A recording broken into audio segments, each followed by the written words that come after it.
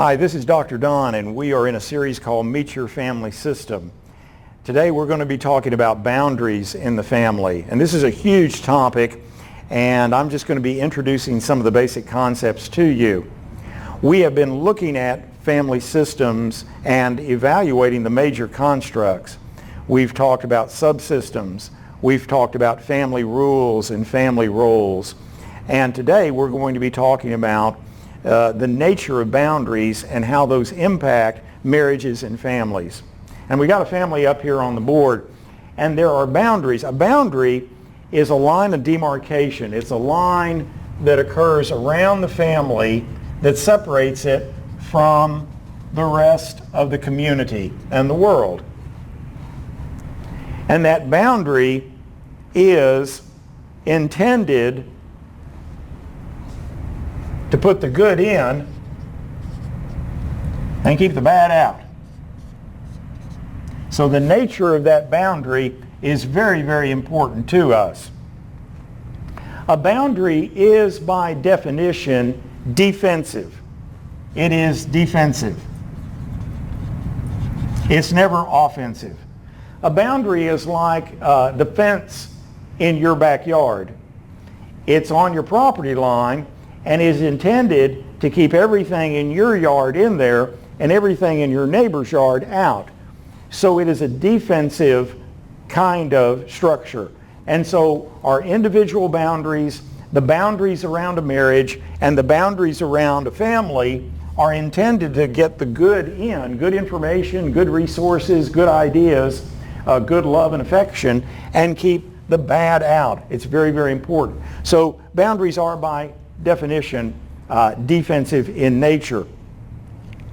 There are three different kinds of boundaries as you talk with your families and your clients. And the way I teach this to my students is by telling a little story. I want you to imagine that you get a message in from an attorney. It says that a distant relative of yours has died, and they have left you in their will a resort down in the Caribbean on this beautiful island. Of course, you can't believe it. You fly down there, they meet you at the airport, they drive you out to this beautiful resort.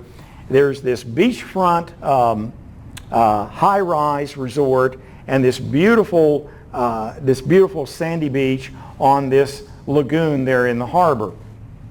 And you go, oh my gosh, I can't believe how fortunate I am. You walk out onto the sand, and as you do, you are struck by this horrific sight. There are people coming up from the beach, and they're injured, and they're bloodied, and they're hurt, and they've been attacked. And they stop you, and they say, do you own this resort?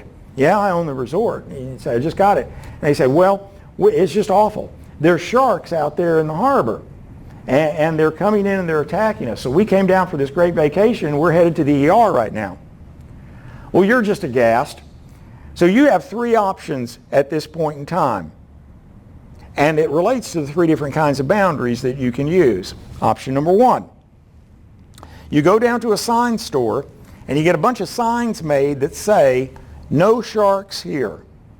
And you take those along the beach with your hammer and you hammer all these signs that say, no sharks here, and you just put your hands together and fly back to Texas or wherever you're from, and you deal with the problem that way.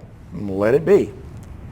Option number two, you go down to the harbor master and you say, I need to find someone who can build me a seawall.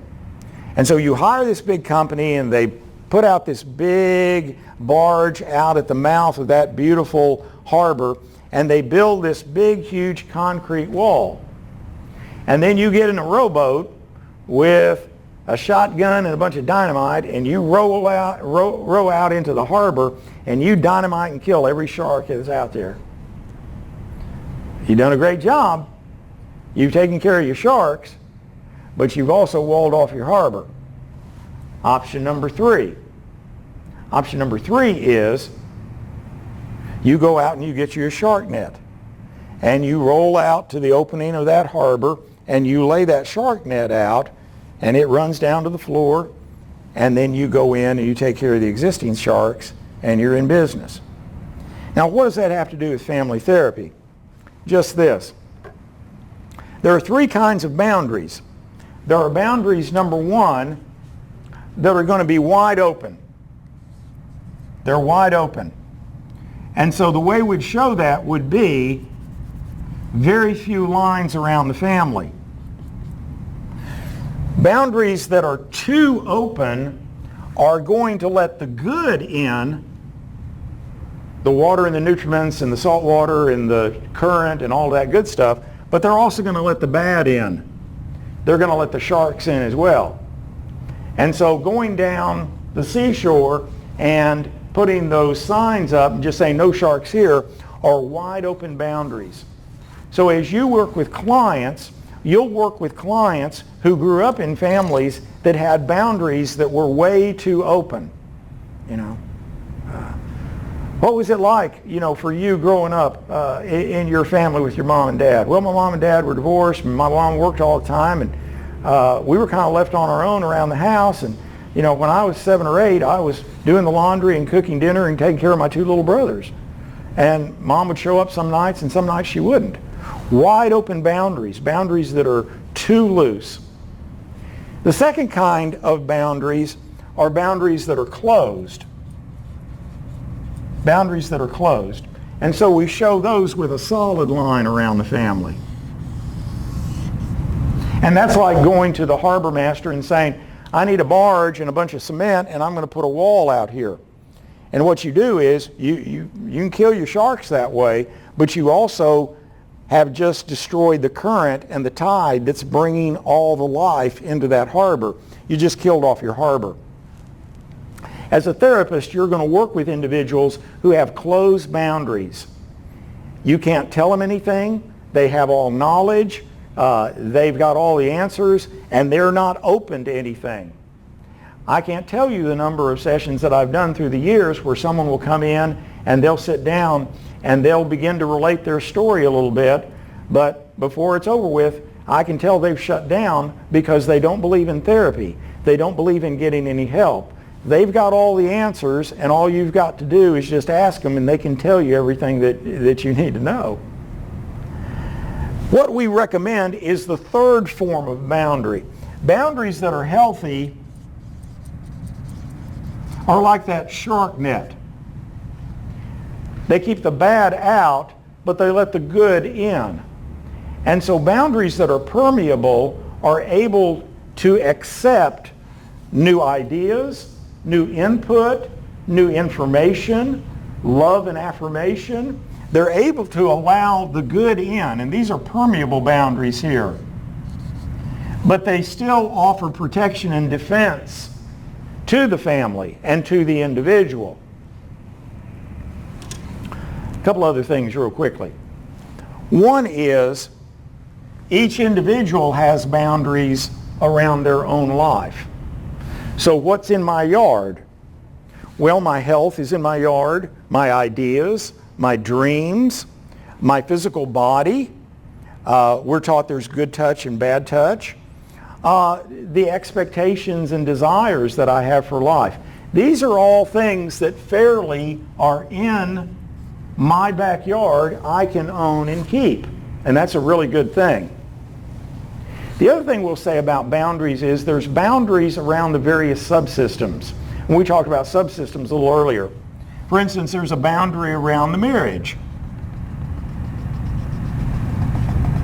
The old saying is spouses need time for spousing. And so it is then that the marriage needs a boundary around it so that it can maintain its integrity and health, even though we're parents and we're employees and we're all these other things. That marital subsystem is primary within the relationship. One of the things you're going to need to do and spend a lot of time on as a therapist is going to be talking to your clients about the families they grew up in, asking them some questions about the kinds of boundaries that they experienced in their families, and then exploring a little bit with them about the kinds of boundaries they set in their lives, and perhaps giving them permission to firm up some of those more open boundaries or open up some of those more closed boundaries to be a bit more permeable.